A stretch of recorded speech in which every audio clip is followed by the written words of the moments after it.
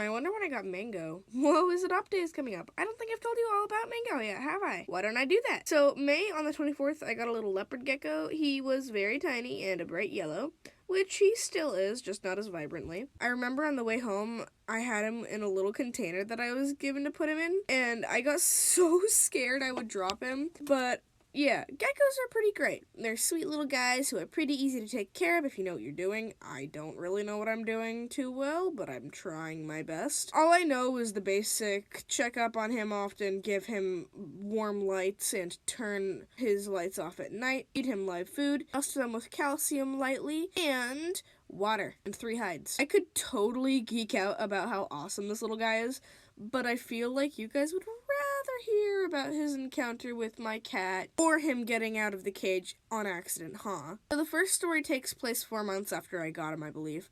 I was coming home from school and had a tendency to leave my room's door open. And also, for those who don't know, I have 3 cats, one of which is a big, fluffy Maine Coon mix, I believe. We haven't figured that out completely yet, but he's a big, fluffy cat and kind of a murdering machine. Now, I had a tank for Mango, but for a while we didn't have a lid for the tank that was big enough, so I had the tank lid put in mostly and a book covering the rest of the hole, making it easy to knock out and get into the cage. Also, recently I tried to get Mango the 3 needed hides, but I only had 2. One of them I made myself. He didn't really like mine. It was a tad too small for him too. At the top of it was rounded, making it hard to pick up, so to be honest, it was really just a hunk of junk. But I tried to get Mango to use it as best as I could, but he didn't. Anyways, back on track. I had gotten home and I went to my room. I left the door open earlier, which was a big mistake. Everything seemed fine until I saw Mango's tank. The lid was shoved up and open and his light was knocked over. There was also shredded gray fur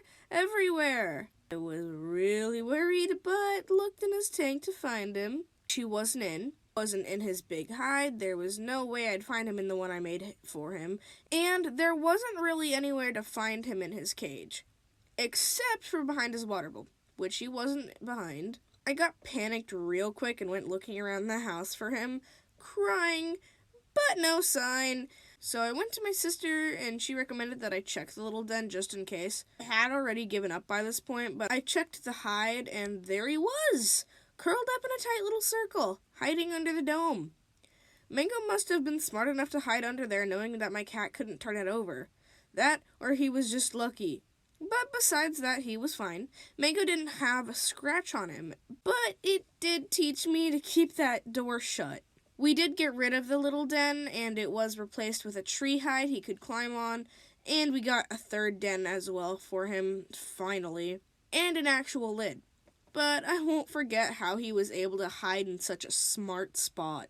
This video is getting a little too long, so I've only got one more story for you guys, and then it'll be goodbye, sadly. But the next and last story happened recently. It was actually right after my last stream. I was still on call with Savage, and then I heard a little thud and saw Mango somehow got out of his tank. It wasn't too hard for him to get back in, but I was so confused how he got out, until I saw that right where his little tree den was, he could climb into his 3rd den. The 3rd den needs to have the tank lid slightly lifted because it has rope attached to suction cups for the outside, and somehow this little baby gecko got through the tiny gap and got out. I had to move the den, but seriously, Mango is so smart and a goof at the same time. Mango's a great little guy, but sometimes he worries me with his feeding routines and all that. It's a little bit stressful, mainly because I have to take care of him and school, but he's not too hard to take care of. I just don't know what I'm doing, especially. I know he's fine most of the time anyways. I hope you guys liked listening to me talk about my little gecko,